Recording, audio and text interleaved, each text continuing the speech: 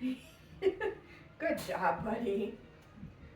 This is Batman's week 1 video recap. So we're starting out with a little bit of play using a flirt pole. So I'm just getting him to chase a toy around that's on the end of this. And then once he's in possession of it, I might play a little bit of gentle tug with him.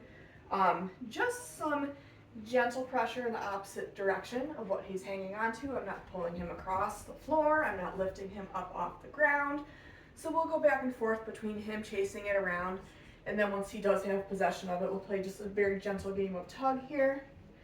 And I also want to get him used to me touching him and handling him while he's in possession of that toy. Good job, buddy. Get it. Get it.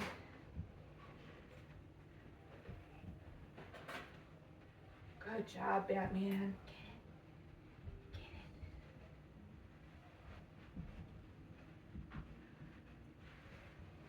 Good boy. What a good boy. Okay. So we're going to move into our first exercise here.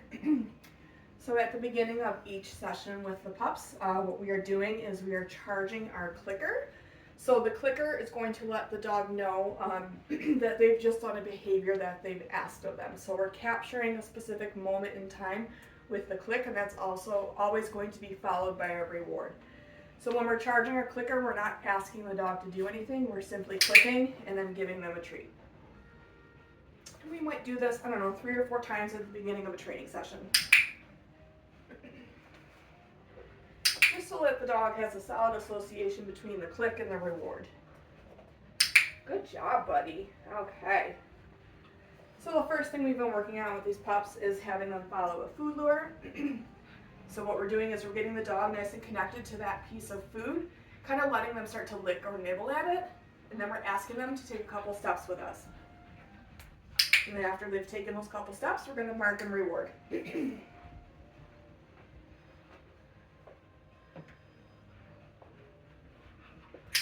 job, buddy. Okay, we've also been pairing this with their name. Batman. Good boy.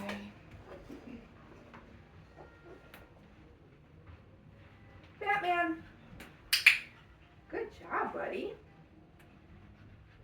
Batman.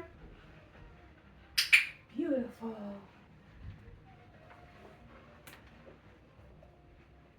Batman. Good job, bud. Next thing that we've been working on is our hand targets. So I like to use hand targets kind of as an informal recall for our dog. So if you're hanging out outside with them, or even if you're inside and you need them to come over to you, you can use your hand target to get your dog to come back to you.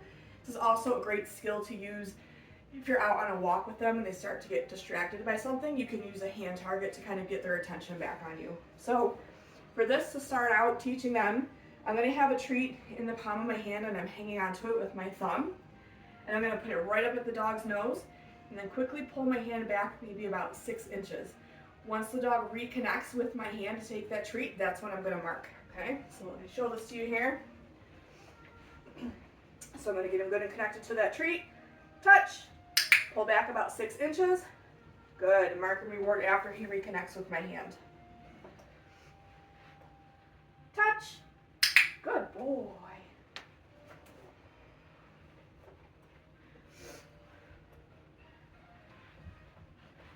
Touch. Good job, buddy. Touch. Good. And we'll do one more here. Touch. Good job, buddy. So the next skill that we've been working on is our lured sits. So for this, I'm going to take a piece of food. So if your dog's already sitting, we can do what's called tossing a reset cookie or a go get it cookie to get him out of position before I ask him for it again. So I'm going to take a piece of food, show him that I have it, go get it, just toss it a couple inches away to get him out of that sit position. So to get him into the sit position, I'm going to show him the food, bring it up and back. Batman, sit. Yes, good boy. And I'm clicking as soon as that butt hits the ground and delivering that treat. Go get it.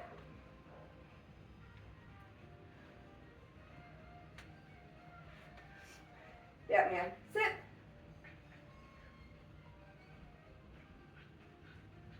Good boy.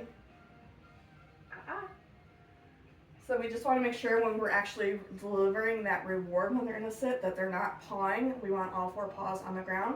So I just waited him out until he stopped before delivering that reward. Go get it. We'll do that one more time. Batman. Sit. Good boy. Go get it. Do you see it? There we go. Okay. So we're going to move right into our mat skill. So this week with our mat skill, we're doing just the very first step of this, which is building up the value of the mat. So what I'm going to do is once Batman gets all 4 paws on the mat, I'm going to click and then reward him pretty heavily for being on the mat. Give him like 2 or 3 treats before I release him from the mat. And then in between each rep, I'm going to pick it up and move it to another spot. And I'll show you what this looks like.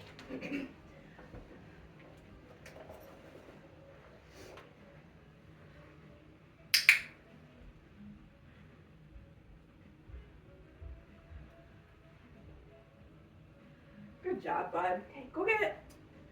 So I'm using that get it cookie to get him off the mat, and then I'm moving it. Good job. So the reason that we're moving the mat between each rep is we kind of want to build up that drive. We want the dog seeking the mat out. So it creates a little bit of excitement with you moving it around. They kind of want to go and find where it is. So that's why we're moving it between each rep. Go get it. You don't have to move it far. But you can already see, after a couple reps there, that when I put it back down, he's going back to it right away, which is what we want. Good boy. Go get it.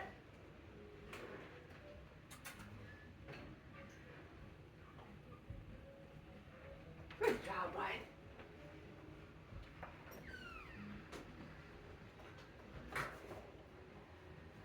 So if they start to play with the mat, I'm just going to use some food to try to redirect.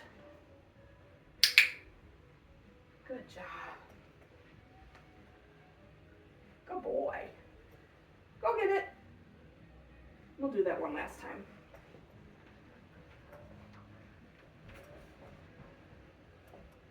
What a good puppy. Good boy. So the reason I'm putting the food directly on the mat instead of feeding it to him is you can see he put himself into a down to get that food. That's what the big picture end goal of this mat skill looks like, is they find their mat and settle into a down. They're going to be much more likely to do that if we're putting the food right on the mat versus feeding it from our hand. Good job, bud. Go get it.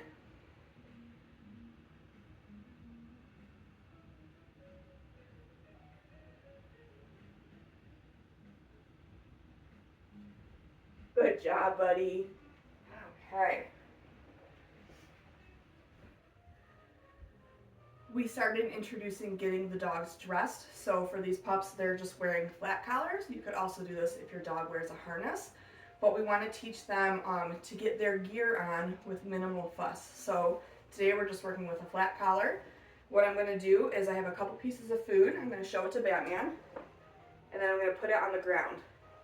As he's eating it off the ground is when I'm going to go in and put his collar on. Good job, buddy. And then I'm going to ask him for just a couple behaviors with that on. So this is very new for him. It's going to feel a little bit different. He's not used to having something around his neck. You can kind of see that he's kind of flop around a little bit. So in order to get him used to wearing it, I'm going to ask him to do a couple things instead of just sitting there with it on. So we can go into doing some food luring. Batman.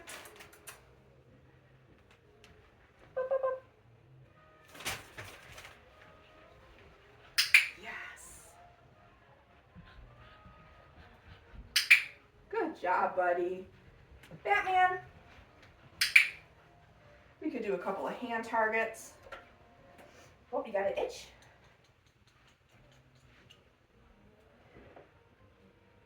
Touch.